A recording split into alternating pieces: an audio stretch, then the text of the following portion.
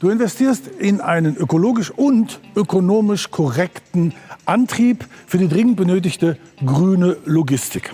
Und das ist ein Invest in batteriebetriebene Fahrzeuge. Allerdings weder die E-Zugmaschine noch den E-Auflieger von Trailer Dynamics, beide gibt es leider nicht im Ausverkauf. Auf der anderen Seite ist der Anschaffungspreis doch im Grunde sekundär.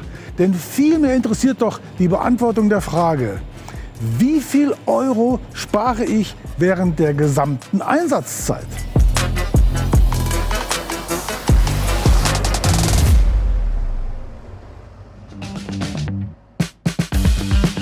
Und daher haben die Ingenieure von Trailer Dynamics dieses Performance Simulation Tool entwickelt. Das Tool ist ein digitaler Spiegel der Realität und macht eine Wirtschaftlichkeitsbetrachtung möglich.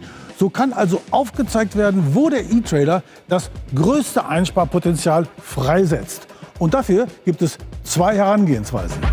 Entweder wird der E-Trailer von einer dieselbetriebenen Sattelzugmaschine gezogen, oder wir machen die Betrachtung eines vollelektrischen Sattelzuges, also mit einer batterieelektrischen Zugmaschine, und wir kalkulieren heute mit dem Diesel. Das Tool braucht die Start- und Zieladresse und berechnet den Verbrauch aufgrund der Topografie der für dich schnellsten Route. Und der zweite Parameter ist natürlich das Fahrzeuggesamtgewicht. In Kombination mit einer dieselbetriebenen Zugmaschine werden also auf deiner Route von Aachen nach Nürnberg pro 100 Kilometer ca. 12 Liter Diesel respektive mehr als 31 Kilogramm CO2 eingespart.